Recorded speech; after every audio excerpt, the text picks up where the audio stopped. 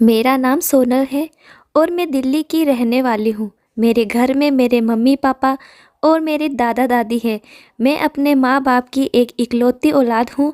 मुझे मेरे माँ बाप ने बड़े लाड प्यार से पाला है। आज मेरी उम्र 16 साल की है, लेकिन मुझे देखकर कोई कह नहीं सकता कि मेरी उम्र इतनी कम होगी, क्योंकि मेरा बदन बिल्कुल एक 22 साल की लड़की की तरह हो चुका है। और इसकी वजह मैं खुद ही हूँ। मेरे घर में 5 रूम हैं, एक मेरे मम्मी पापा और दूसरे में मेरे दादा दादी, जो अब 60 से भी ज़्यादा उम्र के हैं और ज़्यादातर अपने कमरे में ही रहते हैं, आराम करते हैं। और तीसरे कमरे में मैं खुद रहती हूँ और बाकी के 2 कमरे हम अलग अलग कामों के लिए उपयोग में लेते हैं। मेरे पापा की उम्र 42 साल की है। मेरी माँ वैसे तो बहुत खूबसूरत है, लेकिन बहुत ही पुराने विचार वाली है। साधारण औरत है जो अपना ज़्यादातर वक्त पूजा पाठ या अपने सास ससुर की सेवा में और घर के काम काज में गुजारती है। मेरे पापा जो एक बिजनेसमैन हैं और अपना खुद का बिजनेस चलाते हैं। हम बहुत ही अमीर तो नहीं, लेकिन हमारे घर में किसी चीज़ की कोई कमी नहीं। मेरे पापा भी बहुत हैंडसम है, लेकिन मेरी माँ उन्हें टाइम ही नहीं दे पाती है। सिर्फ रात में जब उनके सोने का वक्त होता है, जब भी उनके पास जाती है। ये बात तब की है जब मेरी उम्र 14 साल की थी। एक रात हम सब खाना खाकर सोने के लिए अपने अपने रूम में चले गए थे कि तभी अचानक से मुझे लगा कि मेरे मम्मी पापा के रूम में लड़ने की आवाज़ आ रही है। मम्मी पापा का रूम मेरे रूम से ही लगा हुआ था। मुझे ज़िंदगी में पहली बार लगा था कि मम्मी पापा की लड़ाई हो रही है। इसीलिए मैं यह जानना चाहती थी कि वे लड़ क्यों रहे हैं। तो पहले तो मैंने सोचा कि मैं मम्मी से जाकर पूछूं, लेकिन फिर बाद में सोचा कि वे लोग मेरे सामने शर्मिंदा हो जाएंगे, इसीलिए मैं पूछना उचित नहीं समझा। लेकिन फिर भी मैंने मन में वजह जानने की इच्छा हुई और जब मुझे रहा नहीं गया तो मैंने उठकर देखने की कोशिश की। मेरे रूम में एक खिड़की थी जो उनके कमरे में खुलती थी। वह खिड़की बहुत पुरानी तो नहीं थी, लेकिन उसमें 2-3 जगह छेद थे। फिर मैं अपने रूम की लाइट ऑन की और उसे अंदर का नज़ारा देखकर मेरे बदन में करंट सा दौड़ गया, क्योंकि पापा और मम्मी को इस तरह मैंने कभी नहीं देखा था और मेरी मम्मी उन्हें बार बार मना कर रही थी। और अब मेरी नज़र तो बस वहीं टिक गई थी और मैं जाकर भी अपनी नज़र हटा नहीं पा रही थी। अब वे लोग कुछ बात कर रहे थे, लेकिन मेरा ध्यान तो कहीं और ही था और उनकी बातें सुनकर ध्यान भी नहीं था। अब मेरा दिल ज़ोर ज़ोर से धड़क रहा था और इसके साथ ही मुझ पर एक और बिजली गिरी और ये सब देखते ही मेरे तो जैसे सांस ही रुक गई थी। फिर मेरी मम्मी उस चीज़ को देखकर पहले तो गुस्सा हुई और फिर शर्म से अपनी नज़र में झुका ली। अब उन्हें भी कुछ महसूस होने लगा था और फिर उन्होंने इशारे से पापा को अपने पास बुलाया। फिर मेरे पापा और मम्मी कुछ देर तक वैसे ही रहे जैसे एक पति पत्नी रहते हैं। फिर थोड़ी देर के बाद मम्मी अपने आप को ठीक करके और लाइट बंद करके सोने के लिए लेट गए। अब कमरे में बिल्कुल अंधेरा होने की वजह से मुझे कुछ नहीं दिख रहा था, तो तब मैं भी जाकर लेटने की सोची और फिर मैं भी अपने बिस्तर पर आकर लेट गई। लेकिन अब मेरी आंखों के सामने तो मम्मी पापा की पिक्चर मानो चल ही रही थी और पापा का वह भयानक अवतार पता नहीं मुझे क्यों बहुत अच्छा लग रहा था। अब मेरा दिल कर रहा था कि मैं भी उनके साथ वैसे ही रहूं जैसे मम्मी रहती है। उस रात मुझे बहुत खुजली हो रही थी। फिर मैंने उस रात पहली बार अपने हाथ की मदद ली। अब मेरे ख्यालों में और कोई नहीं बल्कि मेरे पापा ही थे। फिर जब मेरी खुजली बंद हुई तब मैं इतनी थक चुकी थी कि कब मेरी आंख लग गई मुझे पता ही नहीं चला। फिर सुबह मम्मी ने जब आवाज़ लगाई तो मेरी आंख खुली। फिर मम्मी बोली कि बेटा सुबह के 7 बज रहे हैं, स्कूल नहीं जाना। तो तब मैं उठकर सीधी बाथरूम में गई। तो फिर अब मेरी आंखों के सामने फिर से वही नज़र आ गया था।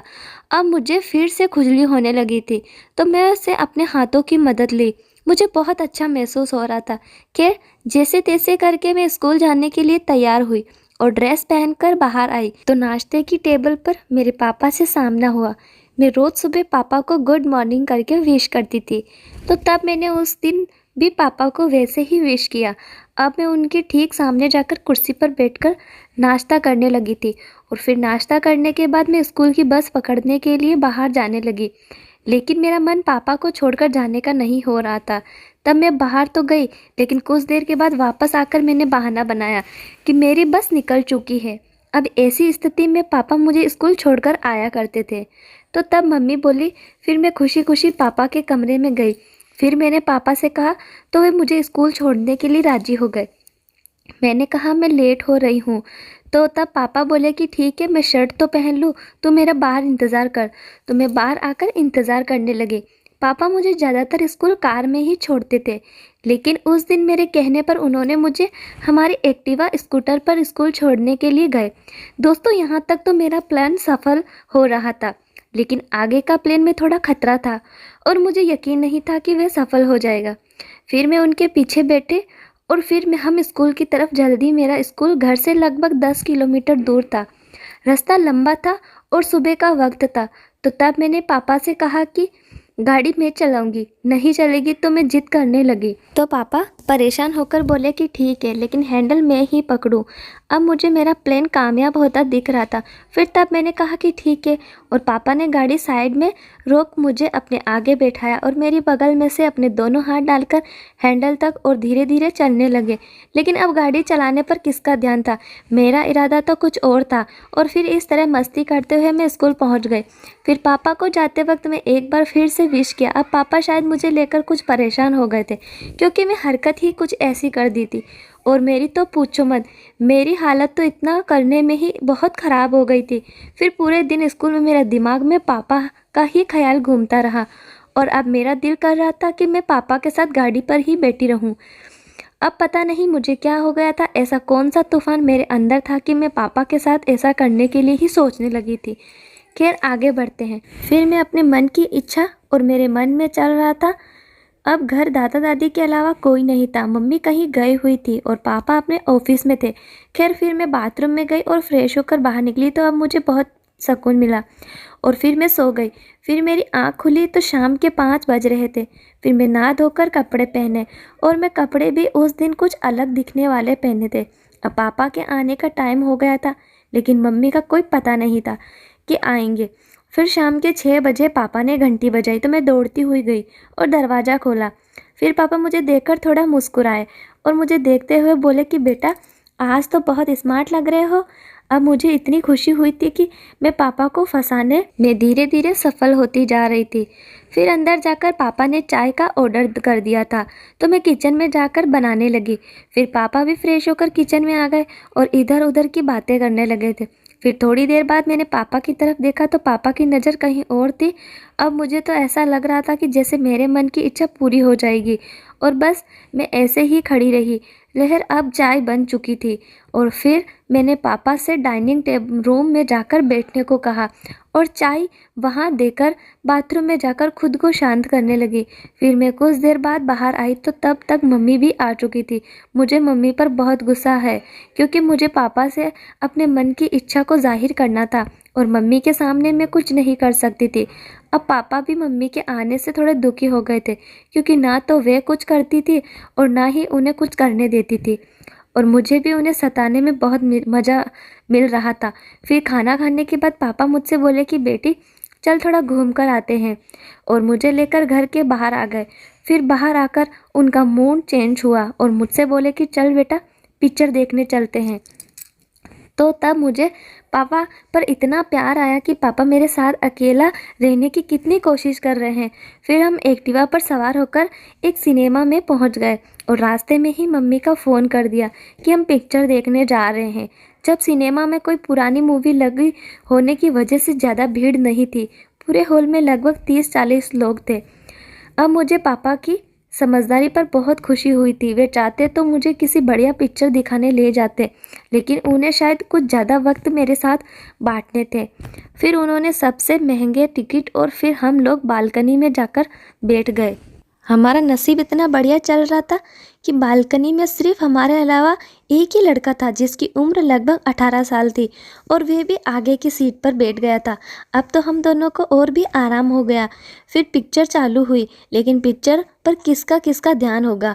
अब मेरा ध्यान पापा की तरफ था और पापा भी तिरछी नज़र से मेरी तरफ देख रहे थे। अब बस शुरुआत करने की देर थी कि कौन करे। अब मैं तो पापा का साथ पाने के लिए वैसे ही मेरी जा रही थी।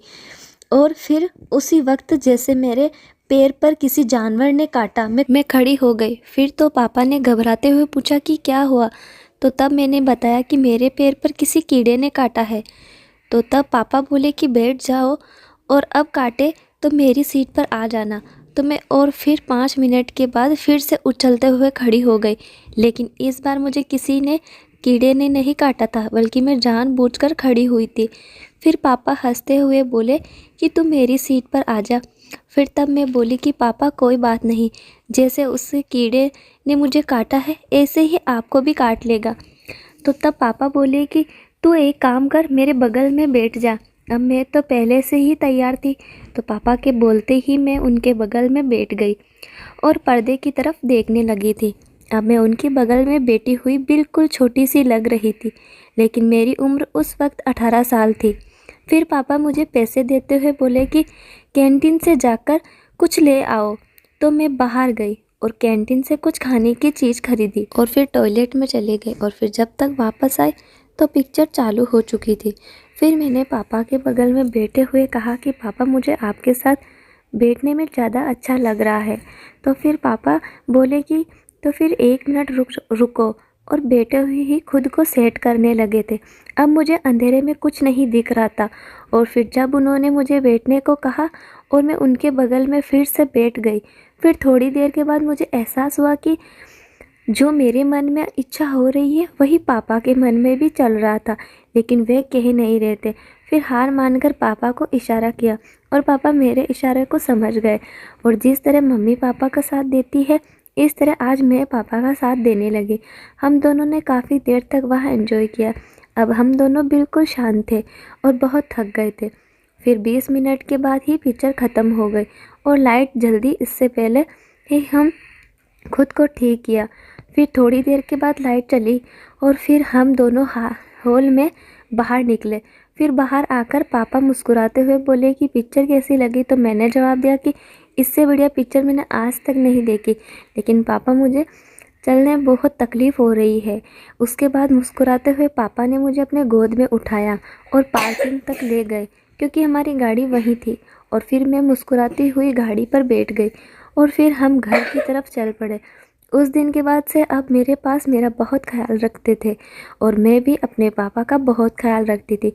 दोस्तों, इस कहानी का मुख्य संदेश ये है कि हमें अपने अनुभवों को साझा करने और अपने विचारों को व्यक्त करने से कभी नहीं छुपाना चाहिए और इन रिश्तों को कभी नहीं भूलना चाहिए, क्योंकि ये बातें हैं बल्कि दूसरों के लिए प्रेरणा भी बनते हैं।